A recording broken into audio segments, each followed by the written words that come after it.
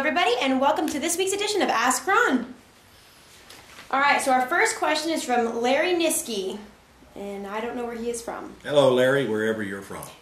He says, "Hi, Ron. In dealing with SLOs, how does one handle when the seller..." Which means what? Sandwich lease option? That's going to be my guess. Okay. "How does one handle when the seller wants to see your credit report, rental, and job history before they release the property to you?" All right, stop.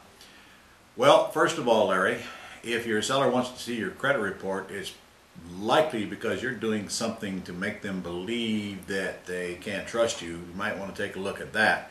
But honestly, it is rare when a seller asks for your credit report, and it is likely you will not be doing business with that seller when they want to see your credit report. We're looking for people who need to sell, not want to sell. And they are not pulling my credit report. They should not pull your credit report. You should simply tell them, I'm not the one leasing your house. My corporation or my LLC is doing it, and I intend to sublease it, if that's your case, and or I intend to assign it. Either way, I just simply said, no, yeah, my credit is irrelevant to this transaction. And if that's a concern for you, you probably shouldn't sell to me.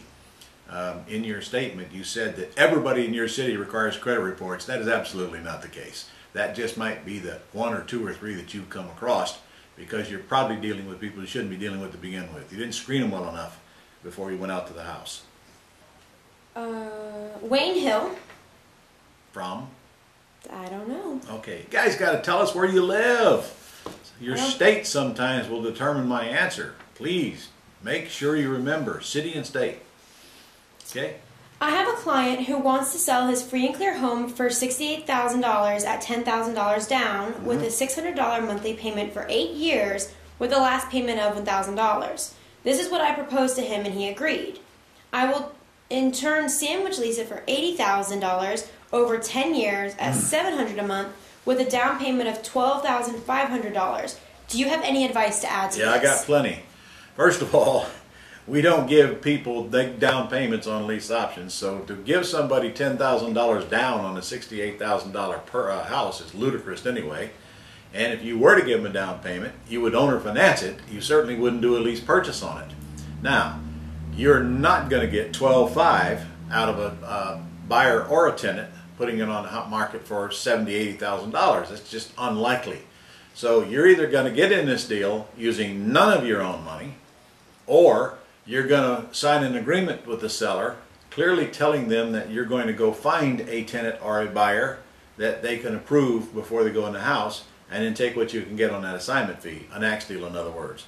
But you should have never ever made the offer that you're going to give them $10,000 down on a $68,000 house. Totally out of the question.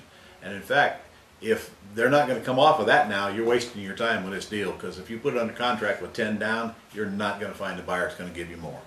So fix it or move on. All right. So we've got Kyle Cook from Jackson, Mississippi. Kyle?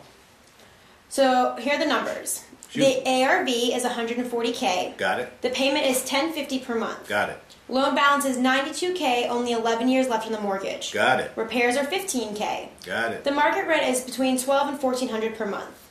Okay. The owner is willing to let me take over the debt so that she can get a new start. Cool. It needs $15 to $20K in repairs to retail. Okay. What exit strategies does Ron see? All right, I love it. First of all, you're getting a lot of equity in the house. There's 92 owed, it's worth 140 fixed. What I would do is put it under contract to buy it subject to, just as you said she would do. And then I'd go into the marketplace and I'd get somebody to, you got two choices. I like the fact that the loan's got a short term left on it. You can stay in it. You can buy it subject to and close on it after you find your buyer. And by the way, you're selling it as is. You're not going to renovate this house. You're not. You're going to sell it as is. So you put it under contract subject to, as is, to take over the debt. Give yourself at least 30 days to close. Tell the seller you're going to go out and plug a buyer into it, and then go out and advertise it. No bank qualifying, and if you want, you can just flip it for $10,000 or $15,000 to an owner-occupant type buyer and be totally out of it. However, remember that that thing has got a short-term loan payoff on it, so you can also go get the same $10,000 or $15,000 from a buyer, sell it to them with owner financing, and do a wraparound to where you're collecting a little more than what you're paying, but their debt to you is paying down a lot slower than your underlying debt because of that short-term payoff. So you get to 10 or 15 grand now. You get little or no monthly spread, but you are building equity rapidly, and that's up to you if you want to stay in the deal that long. Easy thing: put it under contract, flip it, make it an axe deal out of it. As is, don't touch it.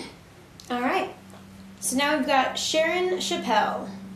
I don't know where she is from. Okay. How to handle when a buyer wants to pay $30,000 to $50,000 for an option fee that gets credited to purchase price of house that is $184,000 and has an appraisal of tops $180,000. Okay. That would mean the purchase price for buyer is $230,000 to $250,000. Would never work on the 3-year term the seller wants, nor would it work for the bank when buyer closes on the house in 3 years. All right, stop. All right, what I see here is that somebody wants to give you 30 to 50 grand on a house that you're buying at retail price to begin with. Therefore, you can't collect that much above the purchase price, and you are correct. The reality is you're not going to get 30 to 50 grand out of this house. It's too much. It's too much. You're not going to get the buyer to accept it if they have a clue what the value is, and they will. What you can do, however, is put it under contract for the 180 or 184, if that's the best you can do, and just go get 10, maybe 15 grand out of the buyer and let them keep the rest of the money. You cannot get at that money. You cannot raise the price that much to somebody that expects to buy the house within the next year or two at least. Now, if that was a 10-year deal or more, you might get the buyer to pay that money toward the property, but I can tell you even then it's shaky because the equity is not going to catch back up and give them that much equity in it by that time. So the answer is get yourself 10 grand and sign a contract and walk away. And if they want that 10 grand to apply toward the down payment, I've got a couple of more questions here that I'm going to answer, so this is going to answer those same questions. If my buyer has to have credit for that down payment they're giving me toward their down payment, then you cannot call an assignment fee. An assignment fee is not a down payment. Therefore, they can't go to their bank when they get ready to qualify and say, I've already given the seller 10 down, because they haven't. They've given you an assignment fee of 10 grand. So the way we fix that is this.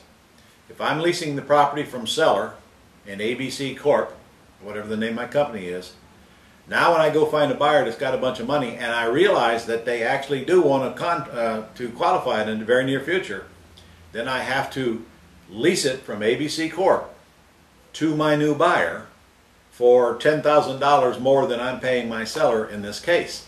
So if I'd agreed to pay 200 grand for it, now I'm going to sell it for 210, showing the $10,000 down with the $200,000 balance that my buyer owes me, so that my buyer can then take that contract to their bank and show that they have put down a $10,000 deposit.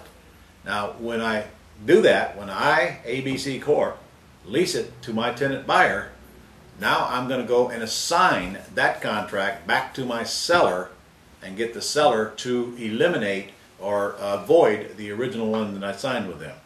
So, of course, my seller's going to know what I got paid, $10,000. There's no way to avoid that. You can't assign a contract back to the seller without the seller knowing what you made. Don't worry about it. Don't worry about it. It doesn't matter. In fact, look at their choices. If they don't cooperate with you, it's them that gets hurt, not you. So it's in their best interest to do so. Besides, now they're collecting from the tenant buyer directly, and they're not going through you. They're in total control of the transaction. So again, you have to do a new contract and raise the price enough to cover whatever down payment they're giving you so that they can get credit for it when they close. And I know that's kind of complicated, but that's the best I can explain in the time frame that I've got. All right, so let's go on to the next one. All right. Our next question is from Mike Else, and I don't know where he's from. And he says, I'm just starting out, and I was wondering what the best legal entity to use is for my deal. LLC, Mike. LLC. Take title to a property in a land trust. Do everything else in an LLC. All right. So our last question this week is from Samantha Miller. Hey, Samantha. So here's an idea and tell me what you think. By the way, I have not tried it or consulted legal counsel yet, just an idea. Oh, this one's scary. All right. If someone is upside down in their home and doesn't want to lose it, what if I structured a deal that is basically Mr. Seller owes $155K on a home that is currently only worth $123K? Okay, it's overfinanced. I will make payments on your home subject to title transfer if being temporary 3 to 4 years, and I will transfer. Stop. Oh my goodness. How do you guys come up with all these complicated deals? Here's your very, very simple answer. You go lease option the property for whatever the loan balance is, and you assign that to a tenant buyer, and you are done. And yes, your seller will know what you made. You have no choice when you assign a contract. Both parties get to see the contract. So you do not want to stay in this deal. That's the worst thing you can do. You got no reason to stay in it. So it appears you're doing all of this work and collecting these payments and making these payments just to keep your seller from knowing you made 10 grand. You know what? If you got a seller that cares whether you paid 10 grand or not, don't deal with them. Fire them. They don't care. And if they care that much, I don't care. Get rid of them. Done. Case closed. All right, guys. Listen, you should write down this date, March 13th. March 13th, from 10:30 to 3:30 Eastern Standard Time. I'm going to do an all-day AX seminar where I go through these AX deals step by step and carry you from the beginning to the end to answer some of these questions that are being raised here.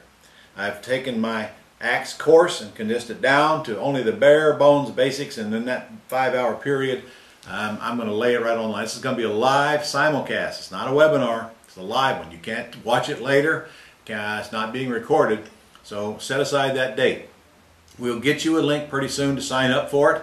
You'll get the book that I'll be operating out of. You'll be able to download it, and you'll be able to submit your questions and answers as well as we go through that webinar. So just March 13th, put it on your calendar. I'll see you next week.